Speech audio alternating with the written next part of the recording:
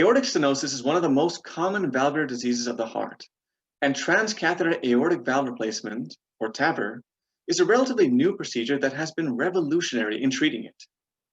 However, as a relatively new technology, people were wondering whether it will succeed and spread. And in this paper, we performed a series of analyses to show that it will certainly grow as an industry. Hi, my name is Vinay Kumar, and I'm a resident physician in the internal medicine program at Mayo Clinic in Minnesota. Our paper is titled Analysis of the Changing Economics of U.S. Hospital Transcatheter Aortic Valve Replacement Programs, and it will appear in Mayo Clinic Proceedings. Fundamentally, this is a paper on analyzing whether an innovative new technology will flourish and spread. There are two components that are broadly applicable across technologies: clinical efficacy and financial viability.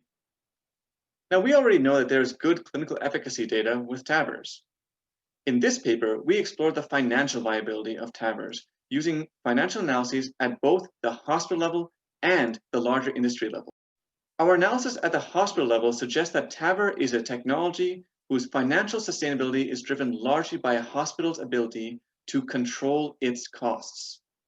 The biggest cost is the cost of the valve itself. These valves are currently very expensive given the limited options available in the US.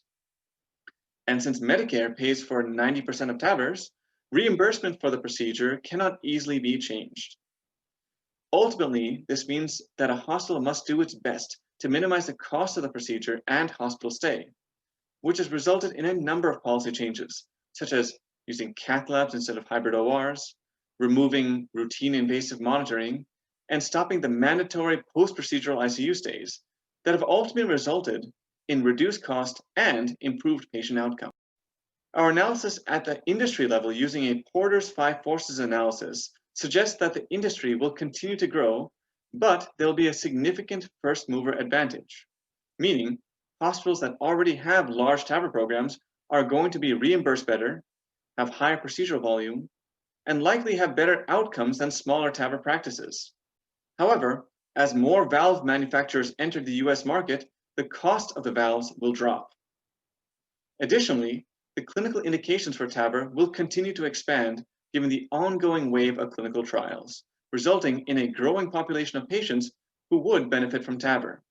Ultimately, the whole TAVR industry will expand as both reimbursement and costs decline, and hospitals may end up with higher volume of TAVRs, but smaller margins with each TAVR. This actually mirrors what we have seen with the coronary stent industry. We conclude our paper with a series of suggestions for hospitals that are thinking of starting or expanding their TAVR practice to ensure maximal success. These include things like optimizing physician utilization, improving quality and safety, increasing market share early, and promoting other TAVR-related services such as having a strong cardiac imaging core. Mayo Clinic has been a rapid adopter and innovator of these practices to ensure clinical efficacy and financial sustainability of TAVR. Ultimately, this means that more patients will get access to this incredibly beneficial technology, allowing them to get the care they need. Thanks. We hope you found this presentation from the content of our website valuable. Our journal's mission is to promote the best interests of patients by advancing the knowledge and professionalism of the physician community. If you are interested in more information about us, our homepage is www.mayoclinicproceedings.org. There you'll find access to information for our social media content, such as additional videos on our YouTube channel or journal updates on Facebook. You can also follow us on Twitter. More information about healthcare at Mayo Clinic is available at www.mayoclinic.org.